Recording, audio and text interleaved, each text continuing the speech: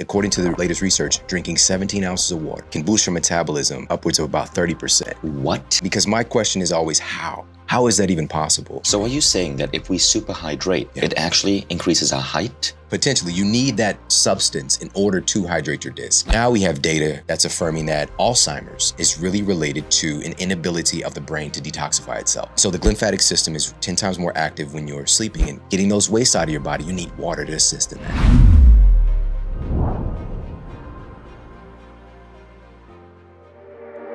With me is one of the most brilliant minds I've encountered in health. I'm a big fan of his podcast, The Model Health Show. And get this, it has been featured as the #1 health podcast on iTunes. It gets millions of listener downloads each year. He's been featured in Entrepreneur Magazine, Men's Health Magazine, ESPN, Fox News. He is an incredible soul. I have such incredibly beautiful conversations with him. He has such a good heart, and he is brilliant in so many ways. Now, his book is one of the most highlighted books I've ever read. And I like to show this picture to Shawn. These are all the highlights I made in this book. Truly one of the most highlighted books I've read, because Shawn has a funny way of writing that just hooks you, but then he delivers so many insights that you change your perspective on practically every aspect of your body, from how you sleep to how you drink to how you jog to how you exercise to the foods you eat. So I love the way this man thinks, because he's able to connect so many dots and make it entertaining. If you've not listened yet to the Model Health Show, you definitely should. So welcome to the set, Shawn Stevenson. I'm so grateful to be here. That is the greatest introduction I've ever had in my life. Thank you so much. Thank you. I'm happy I did you justice, Shawn, because I love your podcast and I love the way you introduce your guest. Yeah, thank you so much. So we're talking about water. Yeah, yes. Such an important topic. You know, Leonardo da Vinci called water the driver of all in nature.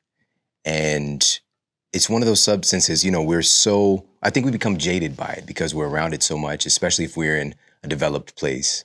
And we really don't understand the value that it has. And so I always like to start with something that is super visceral for people. And the reality is that, you know, a lot of us we want to look good. You know, we want to look good. We want to feel good. And one of the most fascinating things I came across recently was this instance. It's something called water-induced thermogenesis. All right. So when a lot of people were thinking about modulating our nutrition, we're thinking about changing things with our exercise to try to burn fat, burn calories. But simply, according to the latest research, drinking 17 ounces of water in one go, just within a minute, can boost your metabolism upwards of about 30%. What? Yeah. 17 ounces of water. 30%. 30%, yeah. Wow. So I've heard that when you're dehydrated, your metabolism goes down by about 4%. Yeah. But you're saying that there's an alternate hack.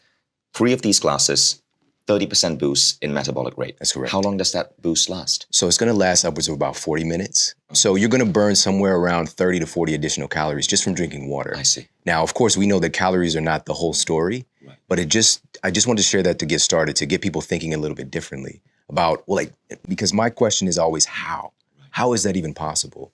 And so if we start to understand some of the basics of what water does in our system, water is known as a universal solvent because it is the most interactive substance that we know. The most things that are possible dissolve in water versus any other liquid. And so understand that we're mostly water, which you mentioned at the top of the show.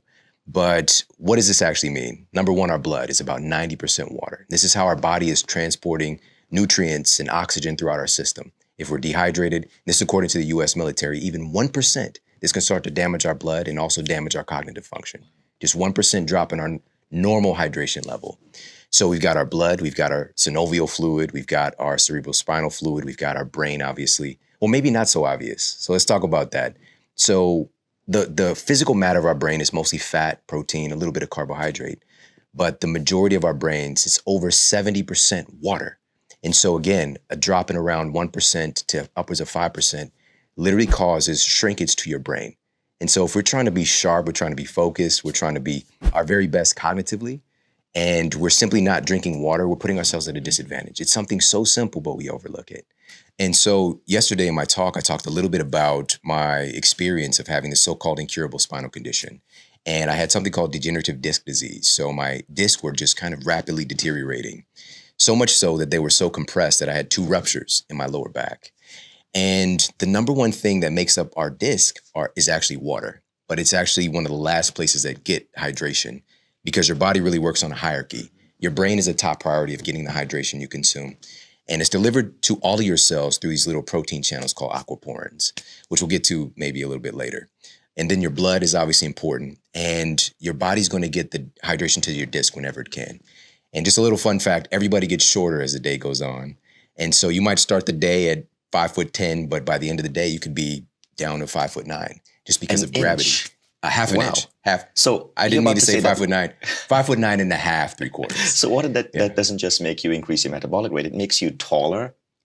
It does. This I mean, is also, really the miracle drug. You got to think about gravity. You know, we just talked about John Carter the other day, and I mentioned this, and you mentioned how terrible of a movie it was.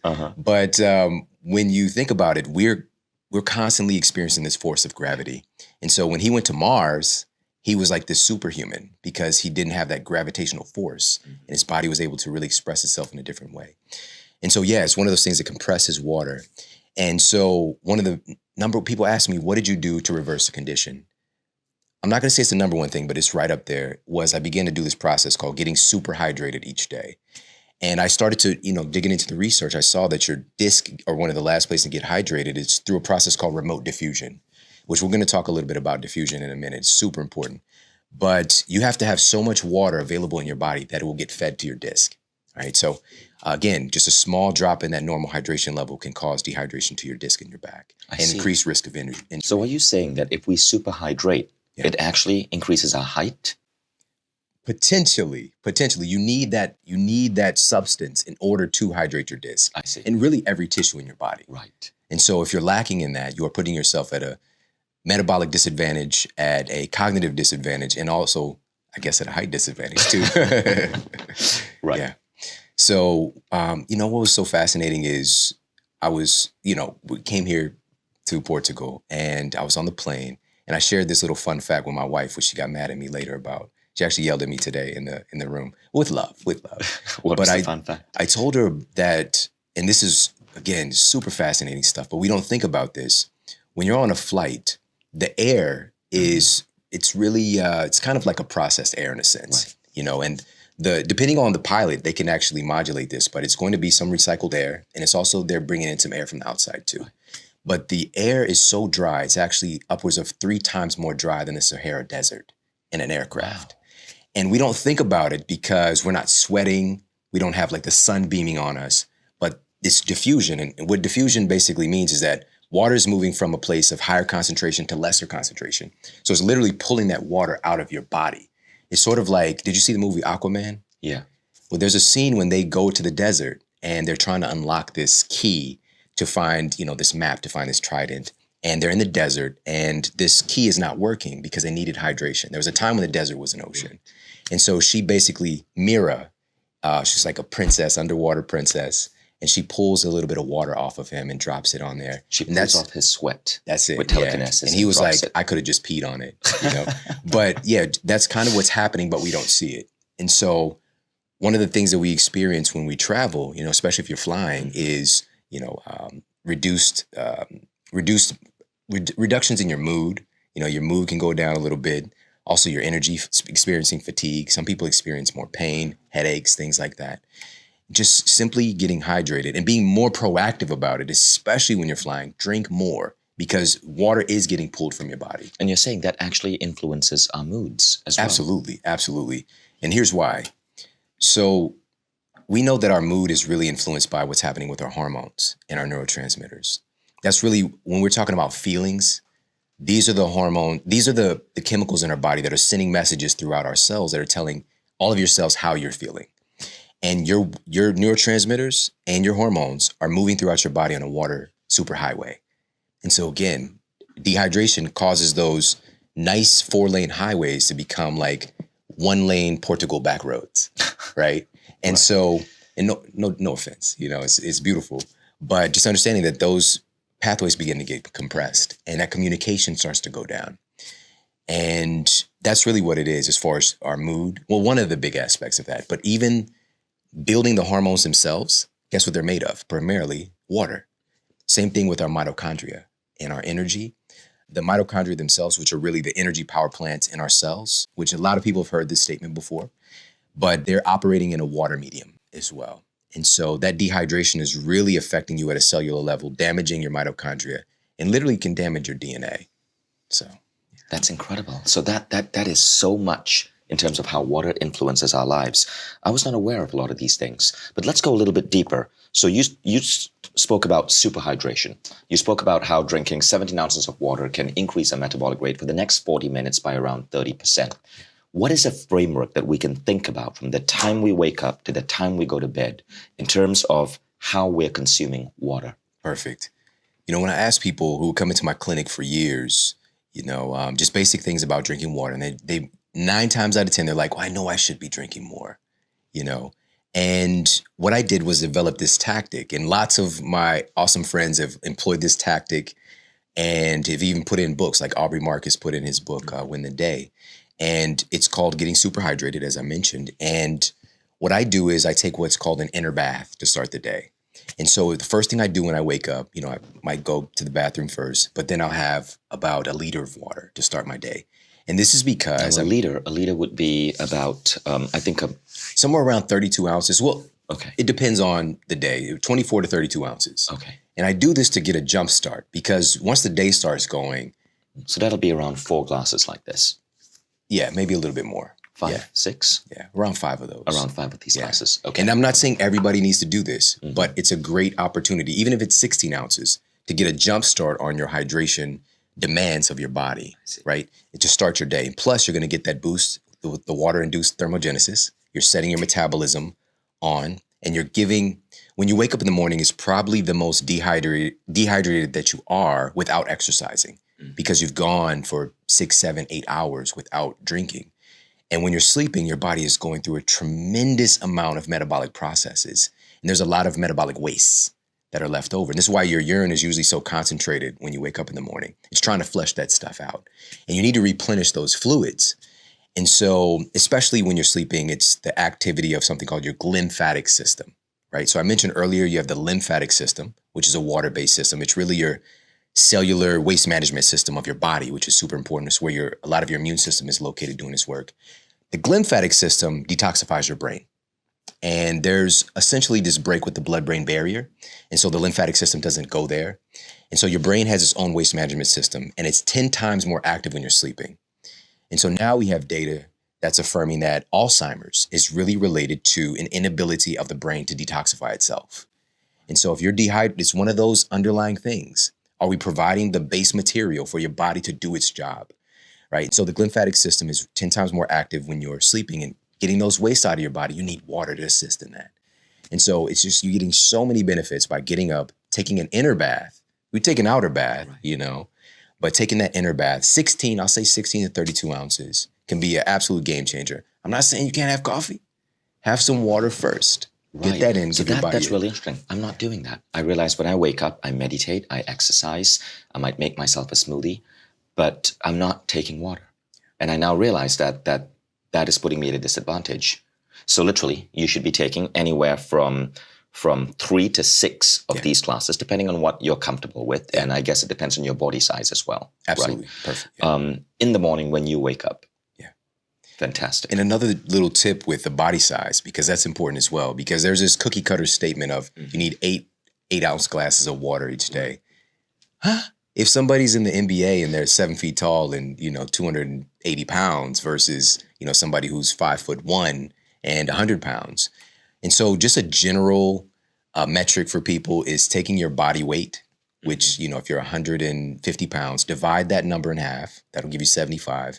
That's the number of ounces to target, okay, as a baseline. So for 75 the day ounces. or for the morning? For the day. For the day. For the day. Okay. Yeah. And that it gives us a little bit of a barometer to use as a marker for folks. Wow. So that's a brilliant strategy. So 150 pounds, you take your body weight in pounds. So let's say you weigh 200 pounds. You divide that by half. That's 100 pounds. And that means 100 ounces of water. And a single glass like that is how many ounces? Roughly. So this is somewhere, the glass itself is about 8 ounces. 8 ounces. Yeah. Okay. So you're looking at around 12 of these glasses of water a day if you weigh 200 pounds. Yeah, exactly. Amazing. Thanks. That's really cool. Okay, so we start the day with super hydration. Now, as we go throughout the day, what is our relationship with water? This is another little simple tactic. If you have it with you, it's much easier to drink. Just like anything, if you've got cookies and chips in your house, they're much easier to eat, And so I found that in people that are in my camp, that are on my team or that associate with me, I'm always checking like, where's your bottle? Right. Where's your water bottle? I want to see it with you, because if it's with you, you have a greater proclivity to actually drinking it. Mm-hmm. Something super simple, but get yourself a nice bottle that becomes like your travel buddy. Right. And, even for me, I've got that bottle that was taken away from me for the filming, but I've got a bottle that I carry around with me that, it just enables me that it's easy access, right? And so that's a simple, very simple tactic. And if you really are starting to understand how powerful water can be for so many different factors of your life, just making it a mandate that you just keep a bottle with you. And so you have easy access to keep sipping throughout the day. Right. And a really cool hack for that is to get a good designer bottle. They now sell these designer glass bottles with beautiful cork, and they look so good. And I've seen some people in my office put that on their desk.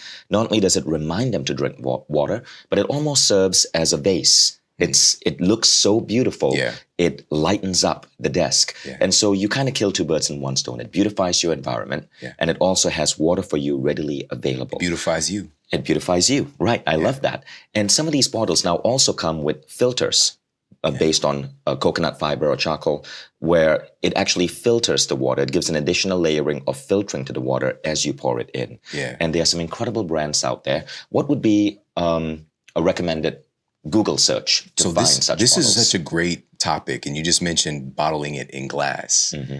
And so now a lot of people are aware of this, but I always like to go a little bit deeper and drill in. And I've been talking about this for a decade and a half, and it's so beautiful that now people are really understanding this. But plastic it has its benefits, but because water is the universal solvent, it absorbs compounds from whatever it's exposed to. And plastic doesn't biodegrade, it photodegrades. And so literally light breaks plastic down. And so water being a solvent, it's absorbing those compounds from the plastic. And one of the ones that people are aware of now is BPA, bisphenol A. And this is a known xenoestrogen. It's in these camps of these kind of external estrogens that when you consume them, they can fit into estrogen receptor sites in your body and turn on programs related to estrogen. And so that doesn't sound very good, because it's not. And so now we're understanding that plastic might not be the best thing to keep our water stored in. Now, with that said, if you're on a flight, again, don't be neurotic like I used to be, because I went through phases. Like I literally I'm not going to say I would drink my pee first before I drink bottled water, but I would definitely postpone my drinking of water because I didn't want to drink out of plastic. Wow. It's more important to get hydrated, and your body will always choose preferentially the higher quality water. Right. And so plastic water bottles. So the water bottle that you carry with you, is that plastic or is that glass? So that one's glass, and I got that from here. But I generally carry a stainless steel bottle. They're super nice and they're very durable. Is also great. Yeah, fantastic. It's another good option. And a phenomenon that's happening right now, especially in American airports, and I'm so proud of the US for adopting this, is in many American airports there are water refill machines. So you can take your metal or your glass bottle and refill it. So you don't have to buy plastic bottled water. Not only is the plastic bottled water not so good for you, but it poses a huge environmental risk, because only 5% of plastic water bottles in the United States actually get recycled. Yeah, it's terrible. It's terrible. So a lot of it is ending up in landfills or worse, the ocean. Yeah. It's definitely a big issue. And again, this just stacks conditions for us to realize how important it is and to take a little bit of a different approach. And something else I want to share with that is when we're filling up water at these different water stations, it might be spring water. It might be, oftentimes it's reverse osmosis water. And this is one of the ideal ways to treat water that is not under the best conditions. Because again, I started this with Leonardo da Vinci's quote, water is the driver of all nature. That's a smart guy. And for him to say that, so I want to dig a little bit deeper and understand water being the universal solvent. It carries memory. Water is sort of like a liquid crystal, and it's conductive as well. Pure water, H2O, is not anything you find in nature. But pure water itself is actually an insulator because it doesn't have the conductivity because of the minerals. Right. right? So these ions that are in the water, you find it in nature, it's going to have. Then when we talk about acids and alkalines or acids and bases, it's really talking about the mineral composition. And so it has an electric charge. This is why, the scary movie, like you're in the bathtub, trying to exfoliate or whatever, and Jason comes in and drops a radio in the bathtub and shocks the shit out of you. It's because it's conductive. And you're conductive. Guess what you're made of? Water. And it's water that has a lot of dissolved solids in it, right? So understanding that, and also that water has this memory, water is able to pick up a lot of the things that we're putting into the water supply. So in the US, there was a study that was published by the Associated Press, and this was 10 years ago. And I've been talking about this literally since it came out, but now more people are aware of this. They tested the water of 41 million households in the US, from California to New York City. And they found trace amounts of chemotherapy medications in the water supply, antidepressants, blood pressure medications, muscle relaxants. The list goes on and on. And how is this getting in the water? There's two ways. There are water treatment facilities that are using, recycled water, and they're doing a great job cleaning it, filtering out all the crap that comes in through, our toilets and our sinks and things like that.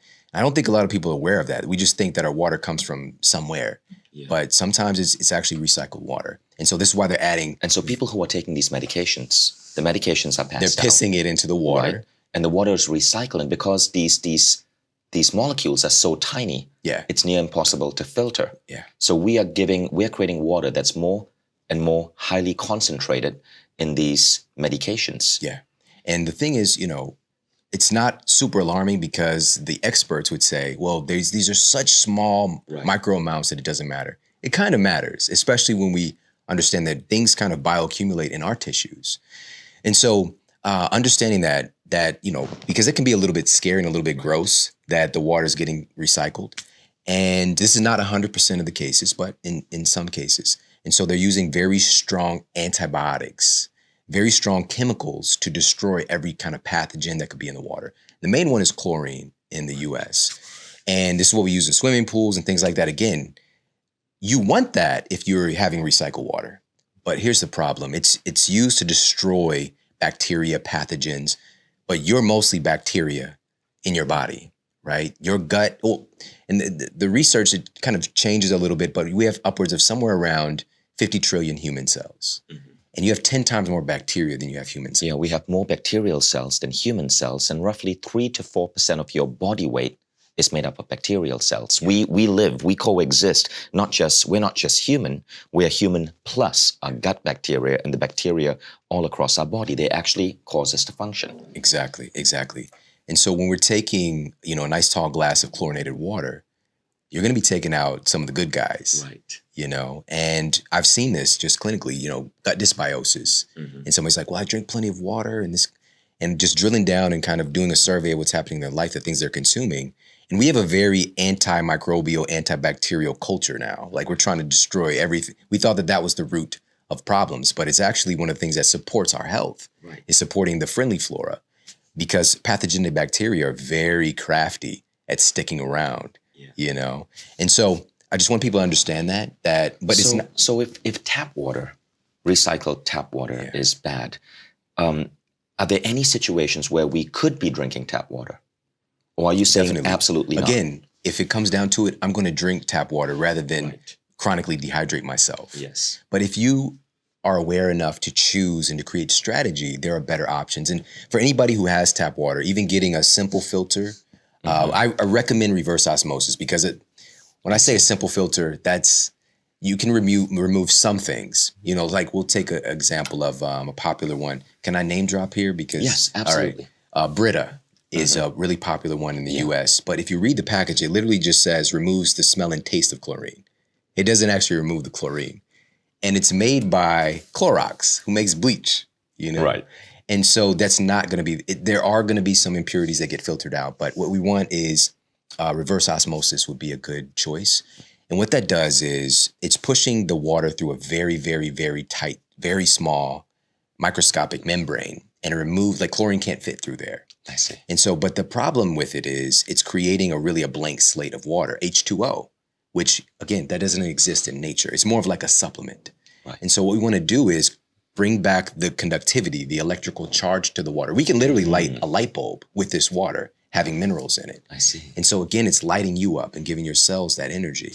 But if it's just blank H2O diffusion, it's going to be pulling minerals from you to try to process the water. I'm not saying it's the worst thing. I'd probably see somebody drink pure H2O than chlorinated water. Right.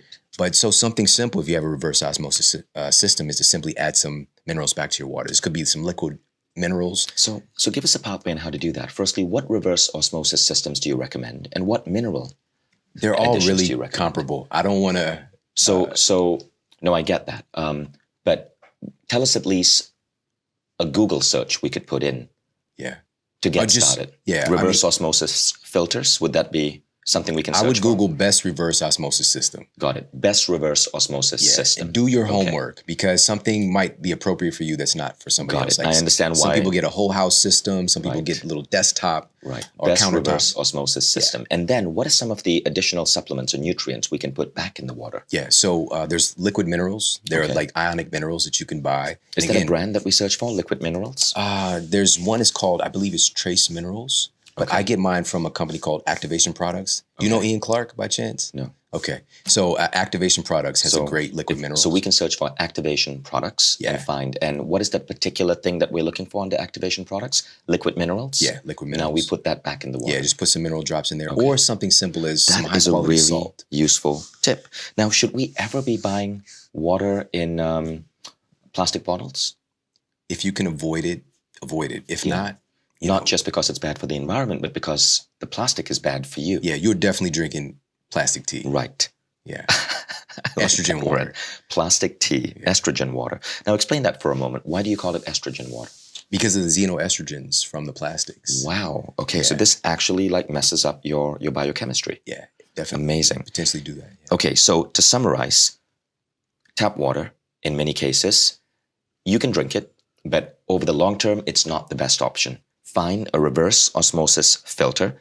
But the problem with reverse osmosis systems is that it turns water into a clean slate. Yeah. We want to add back the nutrients to water. And the thing that we're going to search for is? Best reverse osmosis system and liquid mineral drops. Activation Products is my favorite. Fantastic. Or high quality salt. Okay. High quality salt. Yeah. Now, there are a couple of other things that you speak about in terms of things to add to water, from lemon to Crystal Energy to MSM to veggies to sea salt. Let's talk about that. How do we optimize our water? Sure. So again, water being this universal solvent and being a liquid crystal, water has structure. It's like Bruce Lee, you know, and him really understanding the power of water, that it's able to flow, but it's also able to have structure at the same time and to strike very hard. Right? It has this really amazing quality to it. And creating structure with the water, it's not just the minerals, but providing electrons to the water as well. And that's what fruits and vegetables can do. You know, we have a natural proclivity, I hope I said that right, to add lemon and to add lime to our water. I see. And it makes the water more hydrating. And it's so much more tasty. Yeah, exactly. I just did that last night with dinner, you know, had some lime. So a simple hack is I always keep a bowl of sliced lime in my refrigerator. Yeah. So I have my water filter. As soon as I get my water, I squeeze lime into it. And another hack, which I want to add, is a sparkling water machine. So just like you, I know you had a soda addiction, right? Oh, yeah. So I used to feel that I needed, well, in the early days when I was a college kid in Michigan, right? I would watch a movie with Coke. Then as I grew older, I'm like, okay, Coke is really bad. I'm going to watch a movie with red wine. But what happens is I'm watching a full 2-hour movie, I'm consuming 2 glasses of red wine. Yeah. But I realized it wasn't the wine or the Coke. It was the sensation of something, you know, tasty going through my mouth. Yeah. Regular water just didn't cut it because we are so used to the taste. It's a blank taste. But what I found is that, you could add lemon to the water, and it actually became a pretty good substitute for red wine. But an even better way is a sparkling water machine. I couldn't understand how Europeans were so into sparkling water. But when I started really enjoying sparkling water, and the machines are really, really, really affordable, sparkling water actually helped me cut down on my alcohol consumption by 70%. Because no longer did I need that red glass of wine for taste as I was watching a movie. I was drinking sparkling water with lemon. So that's just a bonus tip for those of you who might want to use water to replace some of the more unhealthy products you must be putting in your body. And by the way, Coca-Cola? Absolutely not. That stuff is poison. And it also dehydrates you. Yes. So it's literally pulling out a lot of your water to try to process. It's a very, it's not about this, there's a lot of talk about acids and alkalines and eating an alkaline diet. Your body is always modulating and keeping your pH where it needs to be. And different organs require different pHs. But it is such a strong acidic compound coming into your system. Right. It won't make your body acidic necessarily. It will leach and pull minerals to try to process it. So alkaline minerals, like for me, I was experiencing this degenerative disc disease and degenerative bone disease. And what was happening was my body was literally siphoning and pulling the calcium from my bones to try to aid in clotting my blood, because that was my diet, was very high in soda. And so there's a famous YouTuber who recently did an experiment. He decided to take just 3 cans of Coke a day. That's it, 3 cans of Coke for 30 days. Now, at the end of 30 days, this is basically what happened. He said that firstly, he put on 10 pounds. So that was kind of unattractive. But the worst part was this. He worked from home and he started needing to take 5 naps a day. Wow. Because his energy level plummeted. But not only did his energy level plummet, he found that his motivation to exercise disappeared. He stopped working out. And so it created this whole disruptive cycle, and that's 3 cans of Coke. As far as I'm concerned, and I've spoken up about this, Coca-Cola should be banned. It is a substance that should not exist on planet Earth. Now, I'm using Coke because it's by and far the largest brand. But diet soda is horrible. And companies get us hooked on it through really powerful marketing.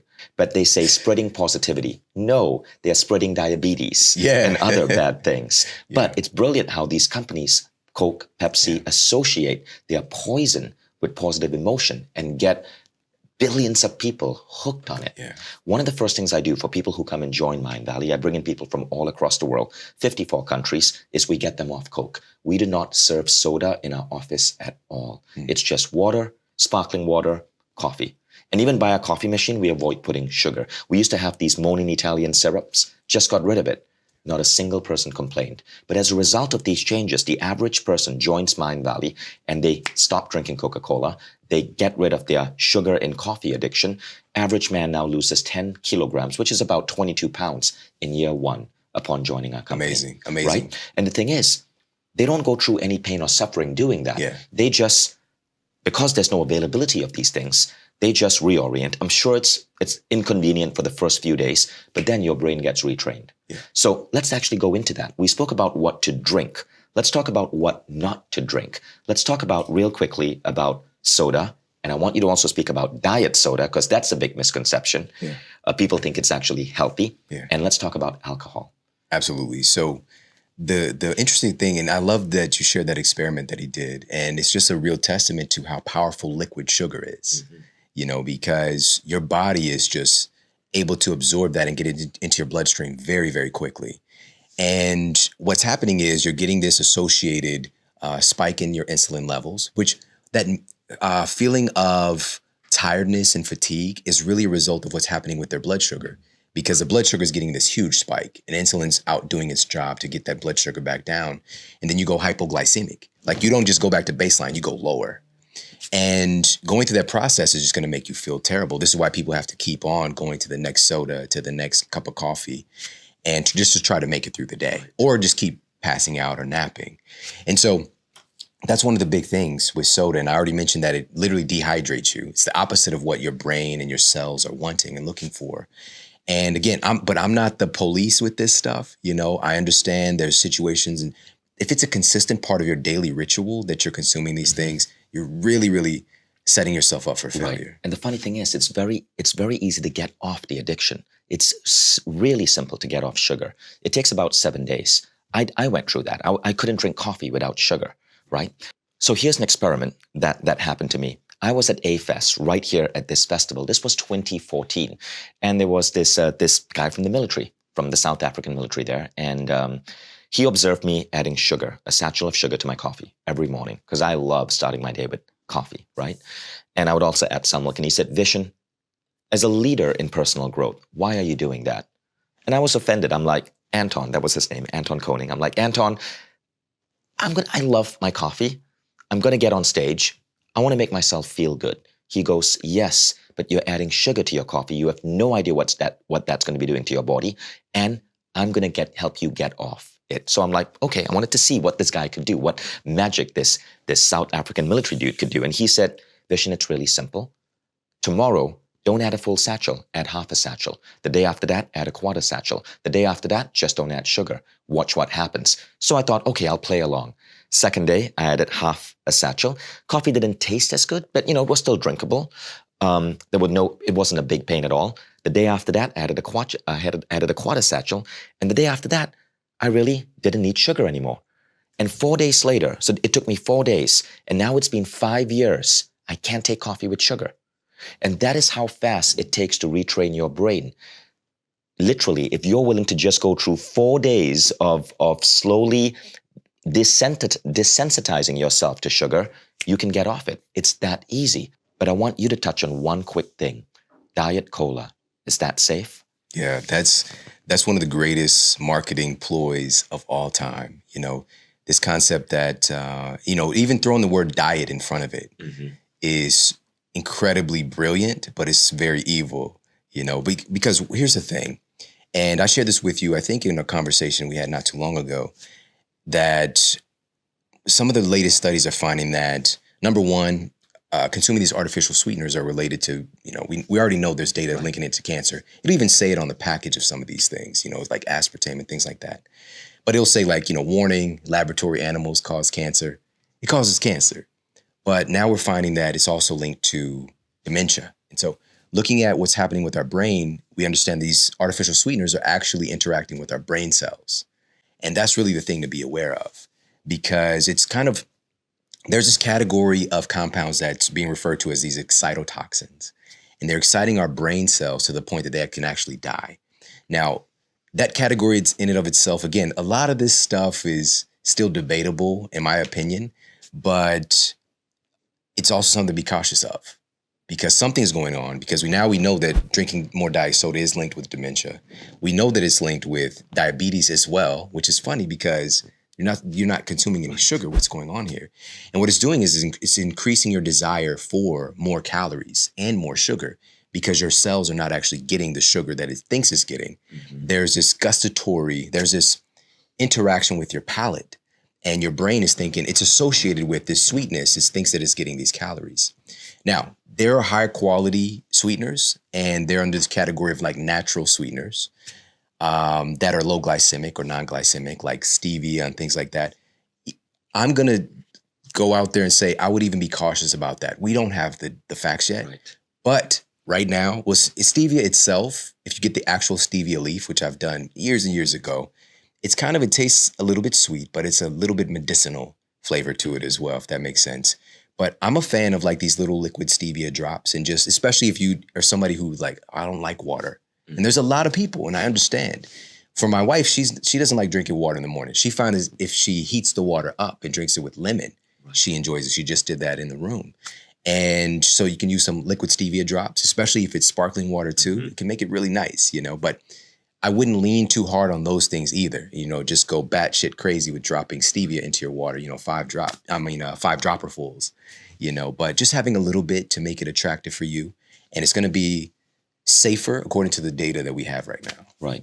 That's really, really, really cool. So diet colas, diet sodas, an absolute no. Yeah. And I want to touch on one thing, right? You said about your wife not liking the taste of water. Let me just say this. You don't have to like the taste of water to drink water. You can drink water for enjoyment, but you can also drink water for fuel, as a health practice. I don't like shaving, but I shave anyway. And likewise, you don't have to like the taste of water. My son doesn't like porridge in the morning, but I tell him, Hayden, you're not eating this for entertainment. You're eating this for fuel. So eat the damn porridge, right? And he understands that. So he understands the difference between breakfast as entertainment with his dad, where we are enjoying what we eat, typically in like a good brunch place, or breakfast as fuel, when he has to do it in 15 minutes because he has to get on the school bus. So again, keep that in mind when you're consuming your water in the morning. Any closing words? Well, first of all, I haven't heard anybody eat porridge outside of fairy tale books. personally. That's like a total U.S. thing. Like I didn't even know people ate porridge. I think it happens in Europe. That's super cute, man. I think that the resounding takeaway is that this is such a simple thing that we overlook because I think we're a little bit jaded by water. Like we've got these beautiful swimming pools out here, we got fountains, and we have overlooked the value of something so simple. This is literally the number one nutrient that we require is water. It's beyond, the omega-3s and the biotin and the, all the different, vitamins and minerals that we can conceive of, enzymes, phytonutrients. Water is something so simple. Get some high quality structured water, whether it's through a reverse osmosis system, whether it's through drinking my favorite, which is spring water, which we have access here at this event. Spring water, well water, those are coming from aquaporins. Just do the best you can, but make sure above all is get yourself hydrated. Amazing. Let's give a cheers to water. Cheers. Thanks, everyone. Hey, if you like this video, make sure to check out this video right here when talking about fat loss or ushering the fat out of the fat cell. We're talking about the enzyme called hormone-sensitive lipase. It's responsible for the mobilization of free fatty acids from adipose tissue.